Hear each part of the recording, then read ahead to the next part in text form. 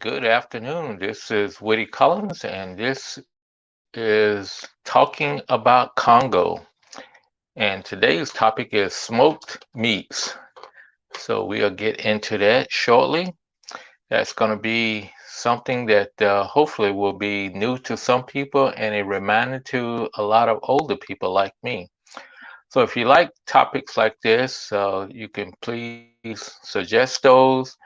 But if you like this program, please like, subscribe, and share. These are things that we're going to be working on for the Democratic Republic of the Congo and our mission work over there. So, smoked meats, and I'm primarily talking about, a way of curing meat and preserving meat. Back in the old days, back in the 50s and stuff, I can remember my grandparents, they still was smoking meat.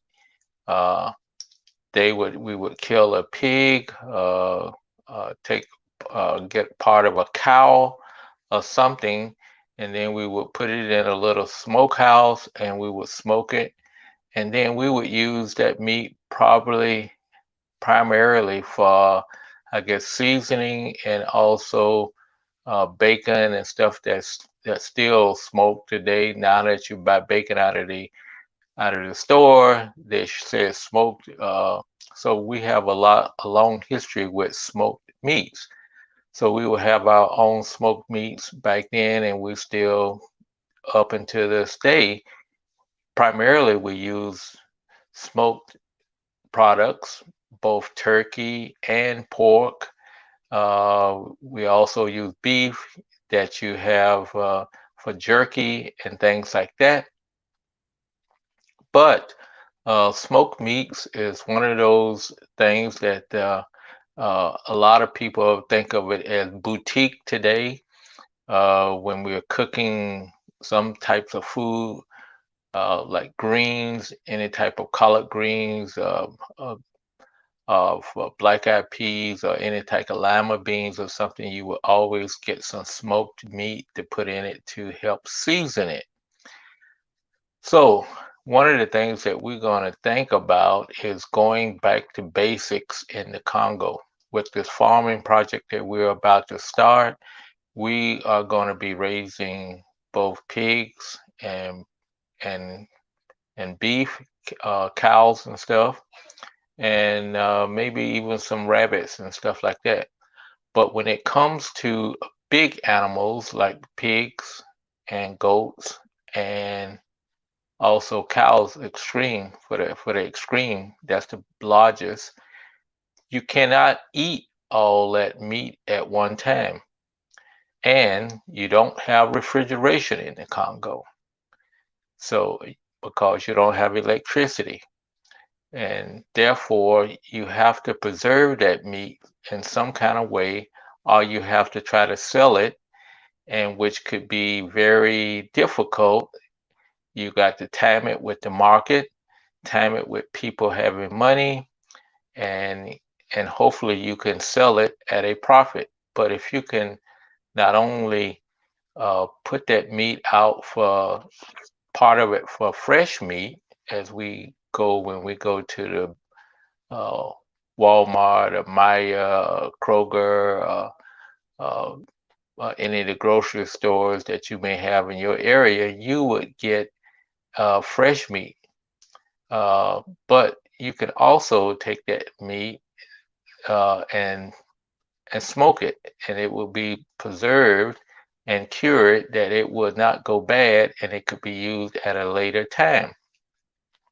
So that's the idea that we want to work with, is how to use uh, that old tradition of curing and preserving meat through smoke, that we can be able to keep meat and also have meat available throughout the year, have meat on demand, because a lot of it is portion control.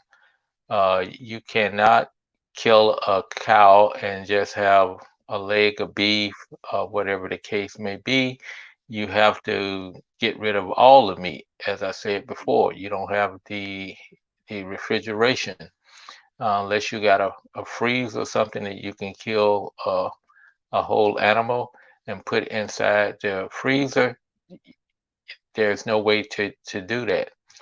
So one of the things that we're just really going to stress is number one is developing a sustainable market for not only the beef, pork, fresh foods as fresh meat, but also as for smoked. Uh, we can maybe start selling jerky. We can start selling meat to be put into their foods to enhance the flavor and all that. But it takes where we can have to have smaller portion control because people are not going to be able to buy large quantities of meat, but you're going to need that meat available when they do want to buy it.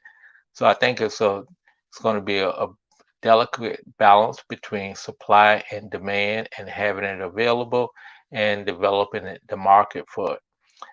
So that's an idea that we've come up with and just thought about it today after Jeff called me and was asking, say, have we thought about uh, smoking some meat with the farm that we're going to start?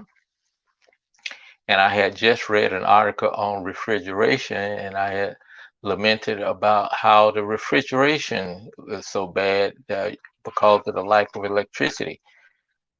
So just two and two together, maybe another thing to think about and to try to implement. And after calling over to the Congo, uh, they thought it was a good idea and they were aware of it and that they could do it. And so we're gonna give it a try because we're looking at number one is we got to come up with some sustainable markets and also serve a purpose of increasing the food availability in the Congo. Food insecurity is a problem, and therefore we need uh, to work on that. And the other part of it, we're talking about meats, but we're also going to have to work on getting vegetables and things like that so that they will have different foods throughout the year. So thank you all for stopping by today. No matter what time you're watching this, we appreciate it. And also, as I said earlier, if you like these topics, please drop your comments in below. Let us know. Or if you think it's really good, please subscribe to our channel, whichever one that you're looking at. And finally, share it with your friends because they may be interested. And we appreciate it and thank you so much. And we will talk with you later. So take care and remember, let's get this pandemic under control by washing our hands, socially distance ourselves, and wear our masks. And for those who uh, want to, and I hope to encourage you to go ahead and get your vaccination shot so that we can stop the variants from spreading. So take care, and we'll talk with you later.